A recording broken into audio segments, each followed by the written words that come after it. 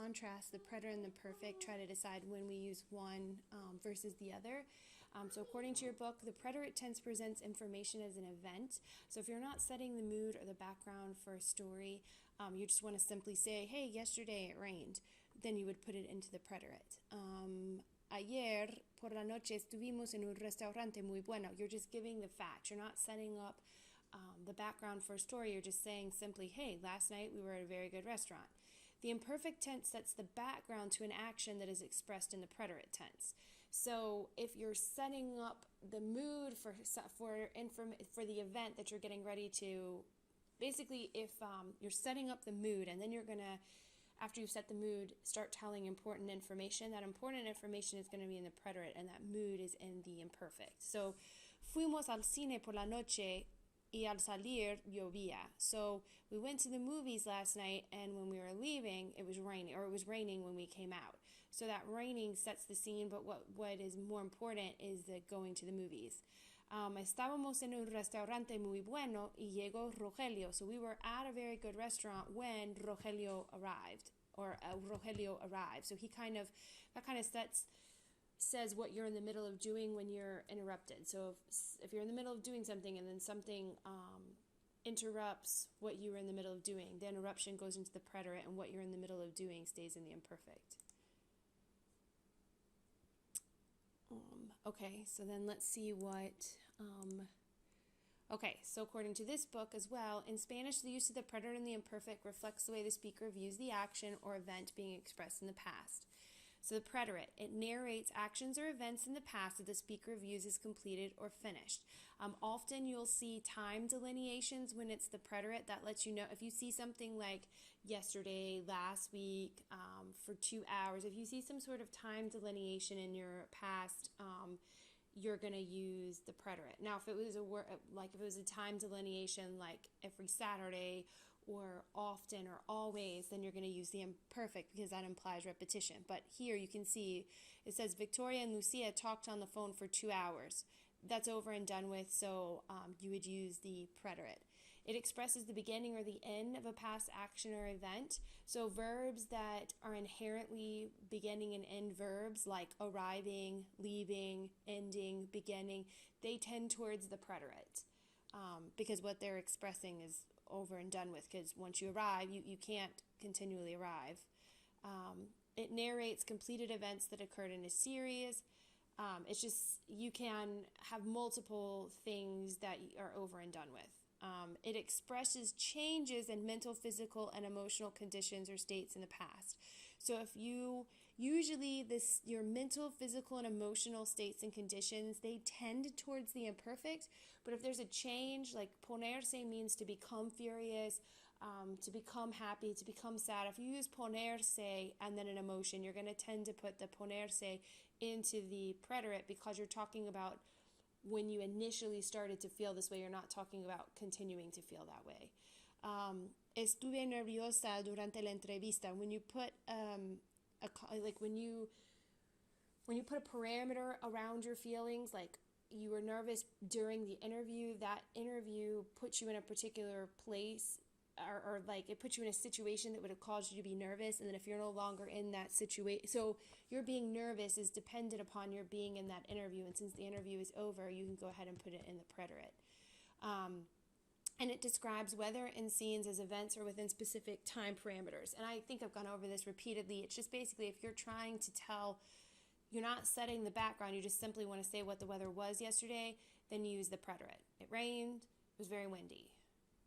The imperfect describes what was happening in the past, usually in relation to another event or at a given time, with no reference to the beginning or end. So if you have nothing, so if it's like Rosa hablaba mientras miraba las compras. So if you're saying like Rosa was speaking while she was looking at her purchases, that would be the imperfect because there's no time delineation in there and you're trying to say that she was doing one thing while she was doing another thing. So if you see mientras, that implies you were doing one thing while you were doing another thing. That's usually the imperfect. Habitual action, so if there's a word in the sentence that says that you did it over and over, like every Saturday, all the time, or like I said before, those de niño, cuando era joven, cuando era niño. When you see those tend for the imperfect because you're talking about something that you did all the time while you were young.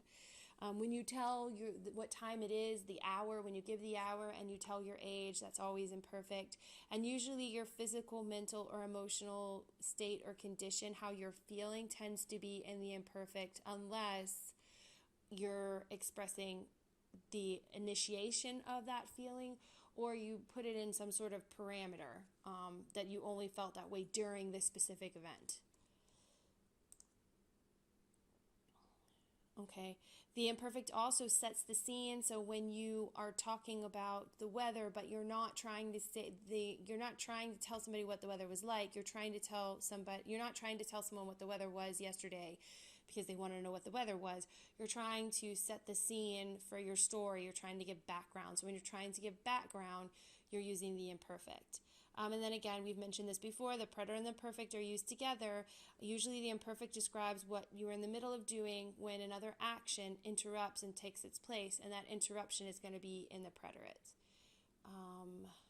Trying to see. Here's some words that indicate both. So preterite goes with words like anoche, anteayer, ayer, de repente, esta mañana, el fin de semana pasado. So if you see these words and actions, you're going to use the preterite. And when you see these words that mean like often, frequently, once in a while, they imply, when they're with action words, you're going to put them in, or action verbs, you're going to put them into the imperfect because they imply repetition.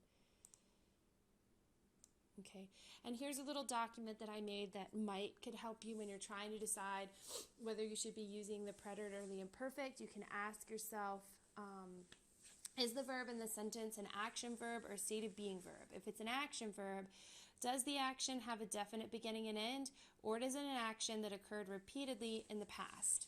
So see the word list that implies repetition and word list that implies definite beginning and end. This is the definite beginning and end. So if you see these words in the sentence and it's an action, you're going to more than likely put it in the preterite because it implies definite beginning and end. And if you see these words, mucho, nunca, siempre, tantas veces, todas las semanas, you're going to want to put it into the imperfect because it implies that the action happened repeatedly. And don't forget that if at the beginning of the sentence you had something like de niño, cuando era niño, cuando era joven, that you would also go ahead and stick it in the imperfect. Is the verb in question a state of being verb instead of being an action verb? If it's a state of being verb, use the imperfect unless you know for a fact that the subject is no longer in that state, or if it's the beginning of that emotion, like somebody became that emotion, if you're using ponerse. Then, was the subject in the middle of doing something when he or she was interrupted? If that's the case in your sentence, then the interruption is going to be the preterite. What you're in the middle of doing is the imperfect. And it doesn't mean that the imperfect has to come first and then the preterite. They could be mixed up. Just you have to pay attention to what the sentence is actually saying. Is the verb in question in the past progressive, meaning is it ing? If it's like was watching, or she was talking on her phone while she was looking at her purchases, you hear me using ing. If I'm using ing in the past, that's the imperfect. And if you're giving the hour or telling time, you're going to want to use the imperfect. Okay, so then I have, let me just make sure how I am on time. Yeah, let's do one activity. Okay, so here. We are going to complete the paragraph with the preterite or the imperfect. So, el verano pasado, en el verano de 2007, mi familia y yo blank a pasar 2 semanas en la ciudad donde viven mis abuelos. This en el verano pasado puts it into the preterite. This is something that is over and done with. It happened in 2007, okay?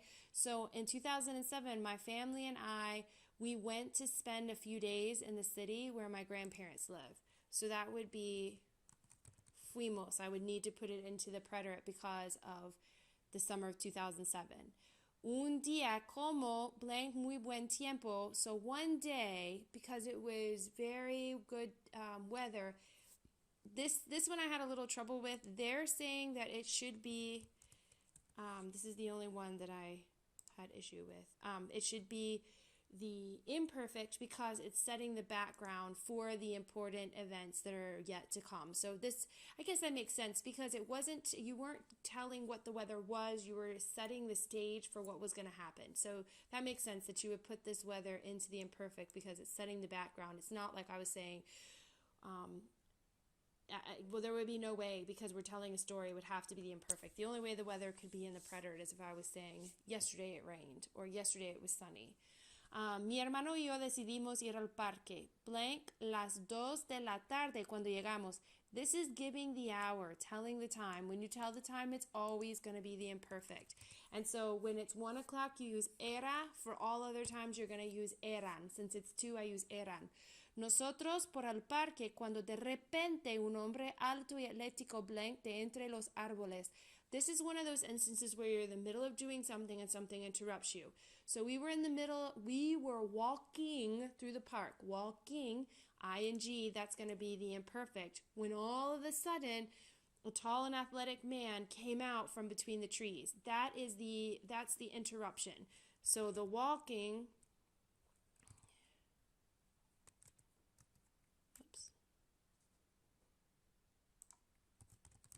we were walking through the park when all of a sudden a tall and athletic man came out through the trees. That is going to be my preterite because that interrupted what we were in the middle of doing. Y me blank el bolso. So he came out from the trees and he took away my purse. That's an action. So I'm telling I'm giving the information. I'm not setting the scene. These are all actions, and there's nothing in there that implies that this happened repeatedly. It had to have happened once in 2007, and more specifically, that one day when we went to the park. So this stuff is the action of the story. It's going to be in the preterite. So, quitó el bolso. Yo blank a gritar. I began to scream. Remember when you I began to scream. That's initiating the beginning of an activity. I'm sorry. That's initiating, the beginning of an action. So therefore, remember verbs like empezar and terminar, things that inherently are beginnings and ends, tend to be in the preterite. And don't forget that empezar is one of those that is a ZAR verb, so Z changes to a C before you add the E. Una mujer, that was already there. So a woman who was more or less was standing there. So since I've got ing again, she was already there. I've got to use the imperfect. Called the police with her cell phone. So calling those police, that is an action that didn't happen repeatedly. So I would use preterite. Llamó a la policía con su teléfono celular. Dos policías blank inmediatamente. They came or they arrived immediately. Again, there's nothing in there that implies repetition, and I'm not setting the scene. This is the action of the story. So the setting of the scene, like the weather, and we were walking, and then all of a sudden all of this started to happen. The action is going to be in the preterite. Okay. Hopefully I spelled everything okay. Yay, 100%. Okay, so hopefully that helps, and we'll do some more practice in class as well.